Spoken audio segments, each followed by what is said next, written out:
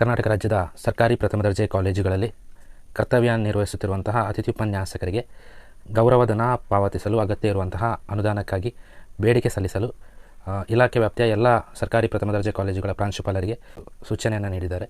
So ಈ ಸೂಚನೆ ಅನ್ವಯ ಜುಲೈ ತಿಂಗಳ ಗೌರವಧನ ಜೊತೆಗೆ ಆಗಸ್ಟ್ 2 ದಿನಗಳ ಗೌರವಧನಗಳನ್ನು ಪಾವತಿಸಲು ಅಗತ್ಯ ಅನುದಾನಕ್ಕೆ ಬೇಡಿಕೆಯನ್ನು ಸಲ್ಲಿಸಲು ಸೂಚಿಸಲಾಗಿದೆ.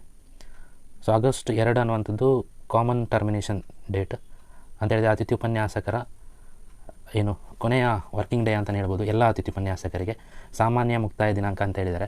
ಪ್ರಿವಿಯಸ್ ನೋಟಿಫಿಕೇಷನಲ್ಲಿ ಇತ್ತು. ಸೊ ಆ ನೋಟಿಫಿಕೇಷನನ್ನು ಕೂಡ ಏನು ಮಾಡಿದ್ದಾರೆ, ಅಟ್ಯಾಚ್ ಮಾಡಿದ್ದಾರೆ ಇವಾಗ ಇಲ್ಲಿ. ಸೊ ಅದರಲ್ಲಿ ನೀವು ನೋಡ್ಬೋದು ಒಂದಿಷ್ಟು ಕಂಡೀಷನ್ಸ್ಗಳೆಲ್ಲ ಇದ್ದಾವೆ. ಅದೇ ಮುಖ್ಯವಾಗಿ ಒಂದು ಡೌಟ್ ಇದೆ ಎಲ್ಲರಿಗೂ ಕೂಡ, ಏನಂತೇಳಿದರೆ ಆಗಸ್ಟ್ 2 ತನಕ ಎಲ್ಲರಿಗೂ ಕೂಡ ಸ್ಯಾಲರಿ ಆಗ್ತದೆ ಅಂತ ಹೇಳ್ಕೊಂಡು.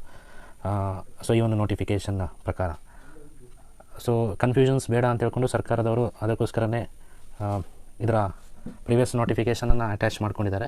ಸೊ ಆ ಪ್ರಿವಿಯಸ್ ನೋಟಿಫಿಕೇಷನಲ್ಲಿ ಇದ್ದಂತಹ ಟರ್ಮ್ಸ್ ಆ್ಯಂಡ್ ಕಂಡೀಷನ್ ಅನ್ನುವಂಥದ್ದು ಇಲ್ಲಿ ಅಪ್ಲಿಕೇಬಲ್ ಆಗುತ್ತೆ ಎಲ್ಲದಕ್ಕೂ ಅನ್ನುವಂಥದ್ದು.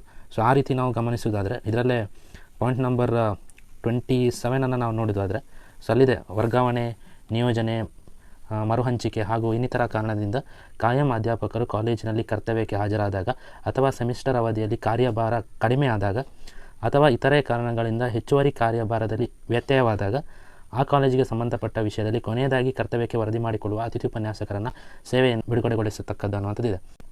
ಇದೇ ಪಾಯಿಂಟ್ ಅನ್ನುವಂಥದ್ದು ಸ್ಯಾಲರಿಗೂ ಕೂಡ ಅಪ್ಲಿಕೇಬಲ್ ಆಗುತ್ತೆ. ಅಂತೇಳಿ ವರ್ಕ್ಲೋಡ್ ಇದ್ದರೆ ಪೇಮೆಂಟ್ ಆಗುತ್ತೆ, ಇಲ್ಲಾಂದರೆ ಇಲ್ಲ.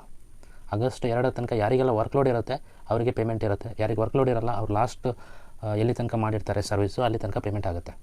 2025-26ನೇ ಸಾಲಿಗೆ ಸರ್ಕಾರ ಅತಿಥಿ ಉಪನ್ಯಾಸಕರನ್ನು ಯಾವ ರೀತಿ ನೇಮಿಸಿಕೊಳ್ತದೆ ಅನ್ನುವಂಥದ್ದು ಇವತ್ತಿಗೂ ಕೂಡ ಕ್ವಶನ್ ಮಾರ್ಕ್ ಆಗಿ ಉಳಿದಿದೆ.